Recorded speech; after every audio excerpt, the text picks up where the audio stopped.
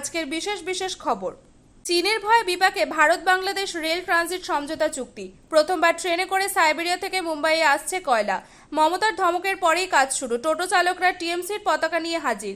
প্রশ্নপত্র ফাঁস নিয়ে মোদী সরকারের সমালোচনা করেছে বিরোধী দলগুলি। শেওড়াফুলি স্টেশনে ভিড় ট্রেনে উঠতে গিয়ে পড়ে গেলেন এক যাত্রী। আগামী 3 থেকে 4 দিনের মধ্যে দক্ষিণবঙ্গের সব জেলায় প্রবেশ করবে মৌসুমি বায়ু। এবারে আসছে বিস্তারিত খবরে। প্রশ্নপত্র ফাঁস নিয়ে মোদী সরকারের সমালোচনা করেছে বিরোধী দলগুলি। নিট বাতিলের দাবিতে মোদীকে চিঠি লিখলেন মুখ্যমন্ত্রী মমতা বন্দ্যোপাধ্যায়। প্রধানমন্ত্রী নরেন্দ্র মোদীকে লেখা চিঠিতে নিট পরীক্ষা নিয়ে উদ্বেগ প্রকাশ করে মুখ্যমন্ত্রী নিট পরীক্ষা বাতিল করার এবং আগের ব্যবস্থা ফিরিয়ে আনার দাবি জানিয়েছেন। নিট নিয়ে উতাল রাজ্য রাজনীতি। সংসদেও নিট কেলেঙ্কারির আঁচ পড়েছে। প্রশ্নপত্র ফাঁস নিয়ে মোদী সরকারের সমালোচনা করেছে বিরোধী দলগুলি। এসবের মাঝেই মোদীকে নিট বাতিলের দাবি জানিয়ে চিঠি লিখেছেন মুখ্যমন্ত্রী মমতা বন্দ্যোপাধ্যায়। পাশাপাশি পুরনো ব্যবস্থা চালুর দাবিতে সোচ্চার হয়েছেন বাংলার মুখ্যমন্ত্রী। মুখ্যমন্ত্রী চিঠিতে লিখেছেন, অবিলম্বে নিট বাতিল করা উচিত এবং পুরনো সিস্টেমকে অবিলম্বে কার্যকর করা উচিত। চিঠিতে মমতা লিখেছেন, নিট পরীক্ষার প্রশ্নপত্র ফাঁস, পরীক্ষায় দুর্নীতি, কর্মকর্তাদের ঘুষ নেওয়া, শিক্ষার্থীদের গ্রেস মার্ক দেওয়া ইত্যাদি নিয়ে গুরুতর অভিযোগ সামনে এসেছে। এই অভিযোগগুলির অবিলম্বে পুঙ্খানুপুঙ্খ তদন্ত প্রয়োজন। এই ধরনের ঘটনায় লাখ লাখ শিক্ষার্থীর ভবিষ্যৎ বিপন্ন হতে চলেছে। এ ধরনের ঘটনা শুধু দেশের চিকিৎসা পরীক্ষার মান নিয়ে প্রশ্ন তোলে না, পাশাপাশি দেশের স্বাস্থ্য ব্যবস্থার ওপরও বিরূপ প্রভাব ফেলে। আগামী 3 থেকে 4 দিনের মধ্যে দক্ষিণবঙ্গের সব জেলায় প্রবেশ করবে মৌসুমি বায়ু। আগামী 24 ঘন্টায় উত্তরবঙ্গে ভারী বৃষ্টির সম্ভাবনা। বৃষ্টি হতে পারে দার্জিলিং, কালিম্পং, আলিপুরদুয়ার, কোচবিহার ও জলপাইগুড়িতে। মালদা ও 2 দিনাজপুরে বজ্রবিদ্যুৎ সহ বৃষ্টি হতে পারে। আগামী কয়েকদিনে বৃষ্টি বাড়বে দক্ষিণবঙ্গে। আগামী 3 থেকে 4 দিনের মধ্যে দক্ষিণবঙ্গের সব জেলায় প্রবেশ করবে মৌসুমি বায়ু, যার ফলে গাঙ্গেয় পশ্চিমবঙ্গে ঝড় বৃষ্টি বাড়ানোর সম্ভাবনা রয়েছে। ইতিমধ্যেই দক্ষিণ 24 পরগনা জুড়ে শুরু হয়েছে বিক্ষিপ্ত বৃষ্টি।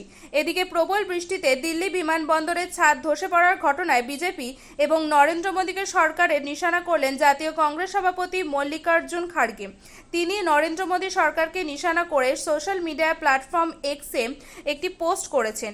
দিল্লি বিমানবন্দরের ছাদ ধস, জবলপুর বিমানবন্দরের ছাদ ধস, অযোধ্যার নতুন রাস্তাগুলির খারাপ অবস্থা, রাম মন্দিরে জলের ক্ষয়, মুম্বাই ট্রান্স হারবার লিংক রোডে ফাটল, বিহারে 2023 এবং 2024 সালে 13টি নতুন সেতু ভেঙে পড়া, গুজরাতের মরবি সেতু ভেঙে পড়া, প্রগতি ময়দানের টানেল ডুবে যাওয়া এগুলির উদাহরণ হবে দাবি করেছেন তিনি। মমতার ধমকের পরেই কাজ শুরু। টোটো চালকরা টিএমসির পতাকা নিয়ে হাজির।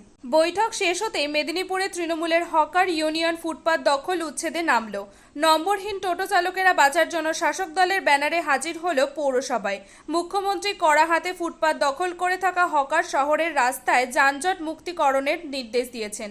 কোপ আসছে দেখে আগেভাগে বাঁচতে নম্বরবিহীন টোটো চালকেরা শাসক দলের শ্রমিক সংগঠনের পতাকা নিয়ে হাজির হয়ে যান মেদিনীপুর পৌরসভাতে। দাবি করেন তাদেরও বৈধতা দিতে হবে।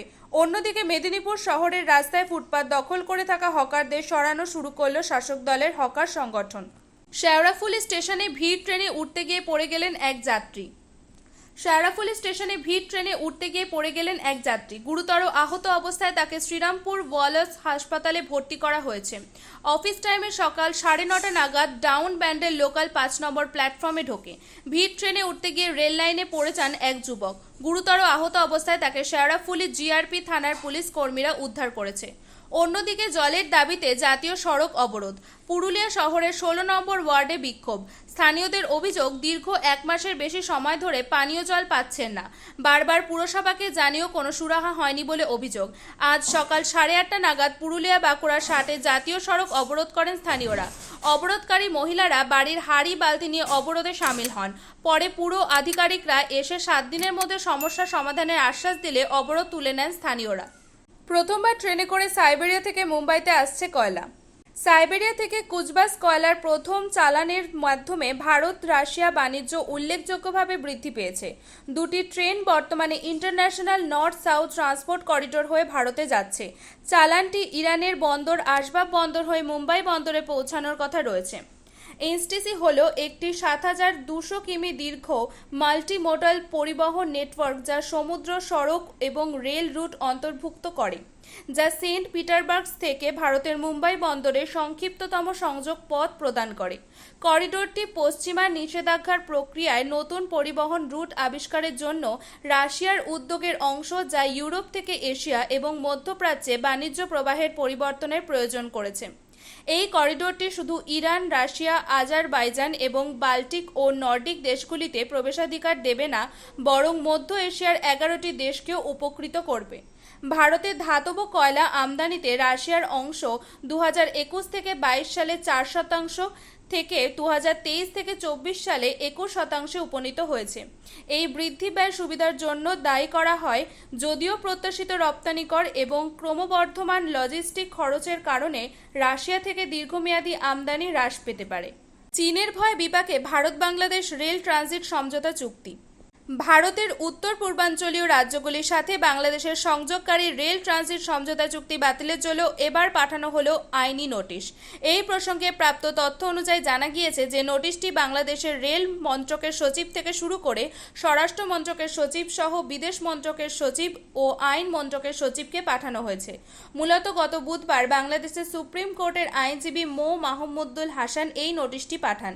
এমতাবস্থায় ওই নোটিশে দাবি করা হয়েছে 2024 সালে জুন মাসে ভারতের কেন্দ্রীয় সরকারের সাথে বাংলাদেশ সরকারের রেল ট্রানজিট সংক্রান্ত সমঝোতা চুক্তি স্বাক্ষরের মাধ্যমে হুমকির মুখে পড়েছে ব্যালেন্স অফ পাওয়ার নীতি, যার ফলে ভারতের অভ্যন্তরীণ সংঘাতে বাংলাদেশের সার্বভৌমত্ব ক্ষুণ্ণ হওয়া ছাড়াও ভবিষ্যতে চীনের সাথে বাংলাদেশের সামরিক সংঘাতের ঝুঁকি দেখা দিয়েছে বলেও জানানো হয়েছে।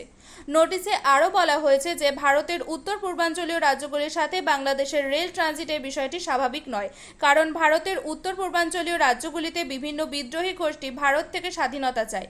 পাশাপাশি অরুণাচল প্রদেশের প্রসঙ্গে চীনের সাথেও তাদের ব্যাপক বিবাদ হয়েছে, আর সেই কারণে ভারত উত্তর পূর্বাঞ্চলীয় রাজ্যগুলিতে সামরিক সরঞ্জাম পাঠানোর জন্য বাংলাদেশের রেল ট্রানজিট চাইছে। আর এই বিষয়গুলিকে মাথায় রেখেই ভারতকে রেল ট্রানজিট দেওয়া হলে তা বাংলাদেশের সার্বভৌমত্বের ওপরে ব্যাপক ঝুঁকি ফেলবে বলে অনুমান করা হয়েছে ওই নোটিশে।